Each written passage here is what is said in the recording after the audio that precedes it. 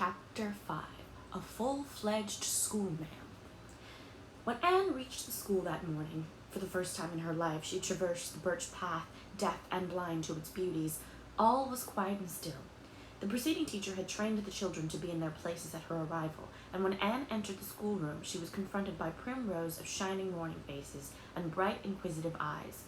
She hung up her hat and faced her pupils, hoping that she did not look as frightened and foolish as she felt, and that they would not perceive how she was trembling. She had sat up until nearly 12 the preceding night, composing a speech she meant to make to her pupils upon opening the school. She had revised and improved it painstakingly, and then she had learned it off by heart. It was a very good speech, and had some very fine ideas in it, especially about mutual help and earnest striving after knowledge. The only trouble was she could not now remember a word of it. After what seemed to her a year, about 10 seconds in reality, she said faintly, "Take your testaments, please," and sank breathlessly into her chair under cover of the rustle and clatter of desk lids that followed. While the children read their verses, Anne marshaled her shaky wits into order and looked over the array of little pilgrims to the grown-up land.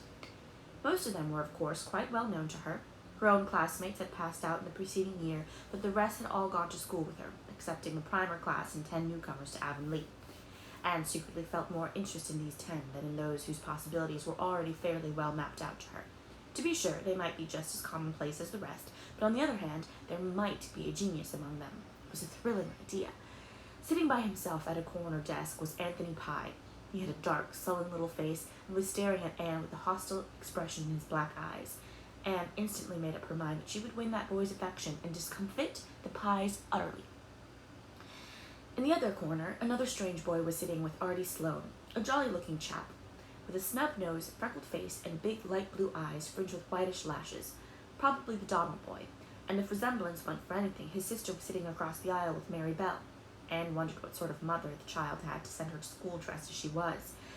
She wore a faded pink silk dress, trimmed with a great deal of cotton lace, soiled white kid slippers, and silk stockings.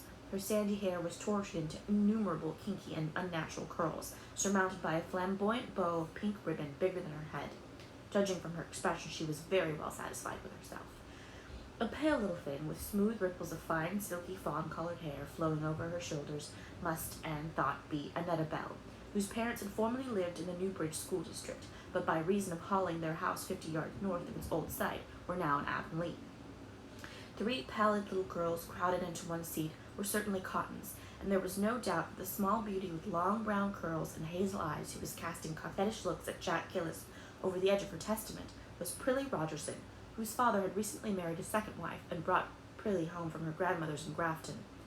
A tall, awkward girl in a back seat who seemed to have too many feet and hands, Anne could not place at all, but later on discovered that her name was Barbara Shaw, and that she had come to live with an Avonlea aunt. She was also to find that if Barbara ever managed to walk down the aisle without falling over her own or somebody else's feet, the Avonlea scholars wrote the unusual fact up on the porch wall to commemorate it.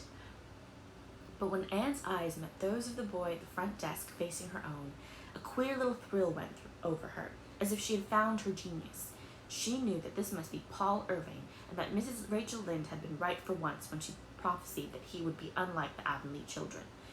More than that, Anne realized that he was unlike other children anywhere, and that there was a soul subtly akin to her own gazing at her out of the very dark blue eyes that were watching her so intently.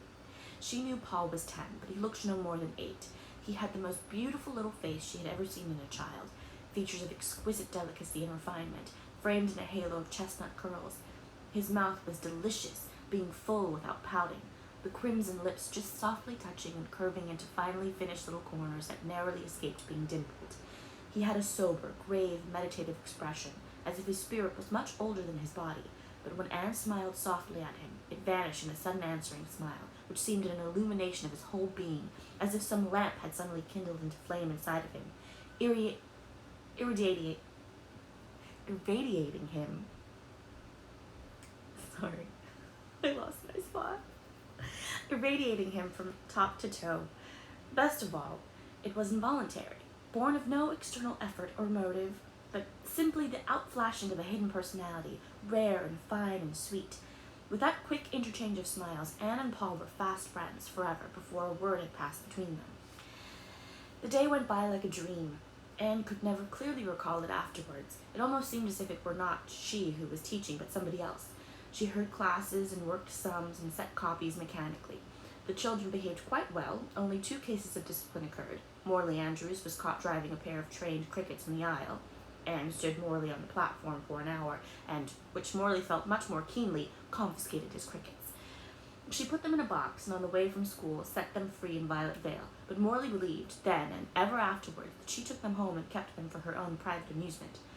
The other culprit was Anthony Pye, who poured the last drops of water from his slate bottle down the back of Aurelia Clay's neck.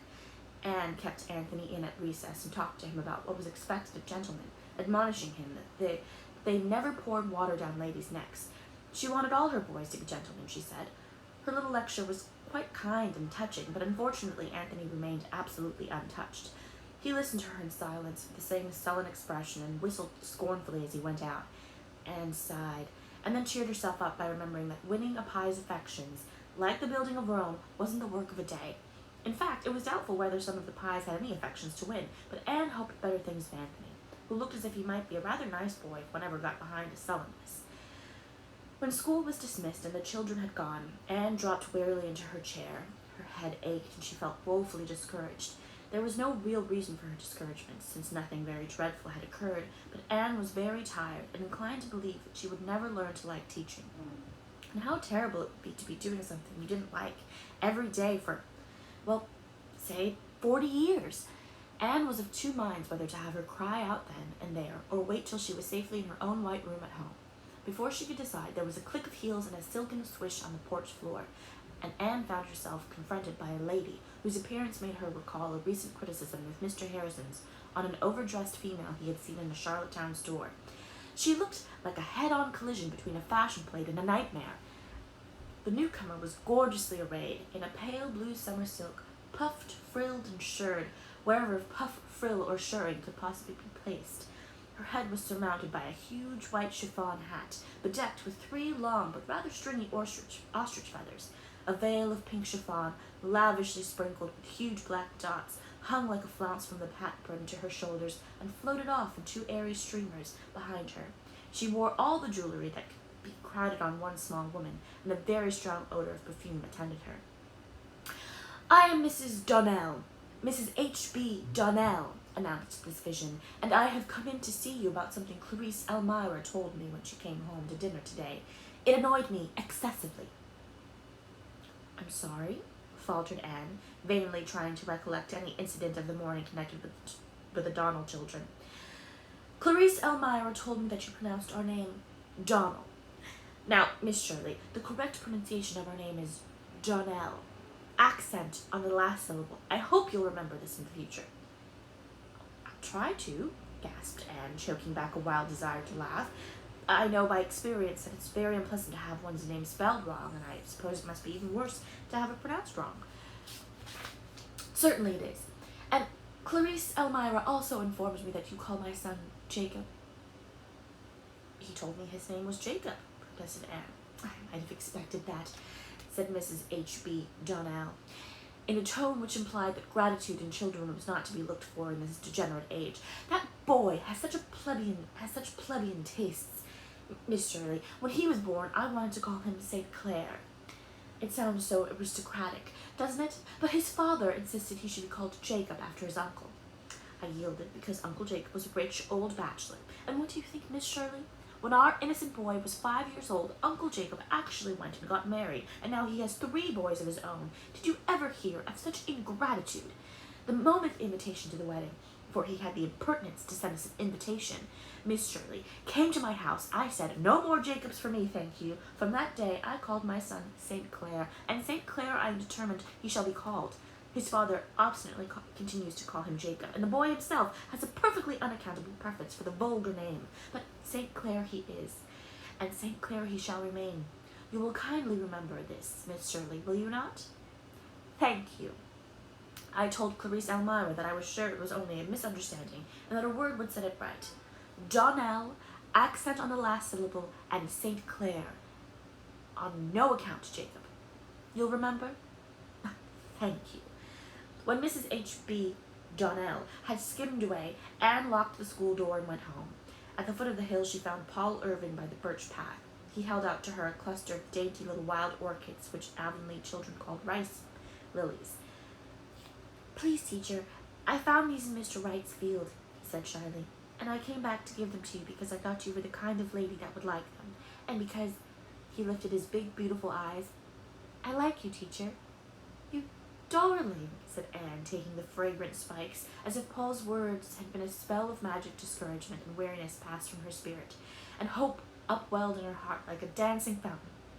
She went through the birch path light-footedly, attended by the sweetness of her orchids as by a benediction. "Well, how did you get along?" Myrtle wanted to know. "Ask me that a month later, and I may be able to tell you. I can't now. I don't know myself. I'm too near it. My thoughts feel as if they had been all stirred up until they were thick and muddy.